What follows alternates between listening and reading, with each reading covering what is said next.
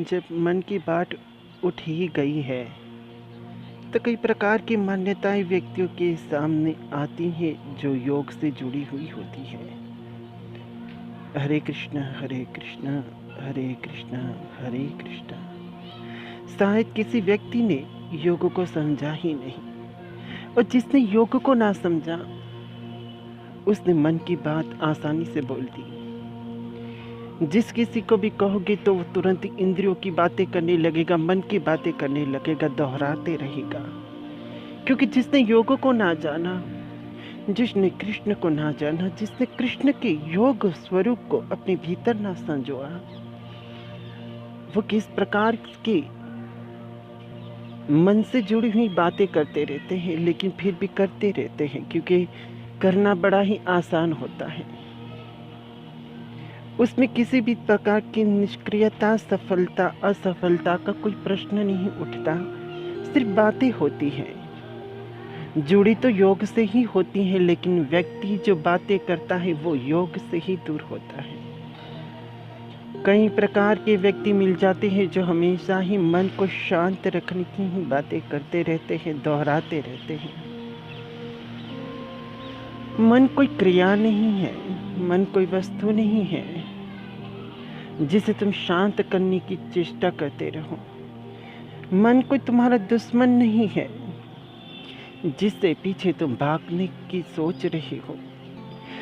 स्वयं व्यक्ति ने ही अपने आप को ना समझ कर ही मन को अपना दुश्मन बना के रख दिया है। मन के विरोध में उतर चुके हैं, मन से इतनी ईर्ष्या कर ली है कि सदा ही व्यक्ति के जीवन में यही प्रश्न उठने लगा है कि वो अलग है, मन अलग है, और मन के कारण ही व्यक्ति अपने भीतर शत्रुता पाले रहता है।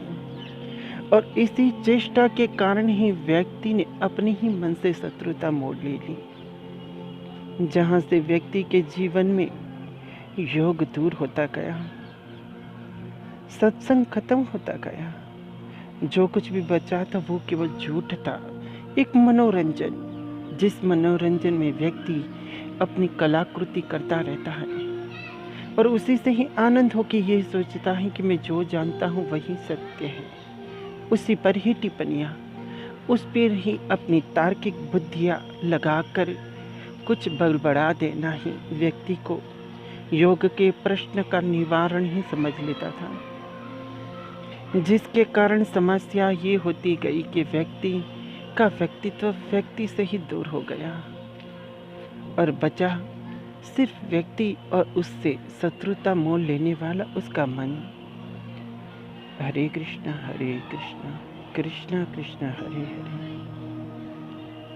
क्योंकि आध्यात्मिकता को व्यक्ति ने समझा नहीं, उसे पकड़े रखा। आध्यात्मिक के प्रकाश को व्यक्ति ने जाना नहीं, अंधकार को कोसता रहा। व्यक्ति ने योग को नहीं समझा, योग की चर्चाओं में डूबा रहा, उसे पकड़े रखा। व्यक्तियों ने इंद्रियों को ना जाना, मन को ना समझा, इंद्रियों और मन के भंवर में इतना खो गया कि स्वयं से ही शत्रुता कर बैठा। आध्यात्मिकता का अर्थ यह नहीं होता है कि किसी के कहने पर या किसी के भी कुछ बोलने पर तुम शुरू ही हो जाओ।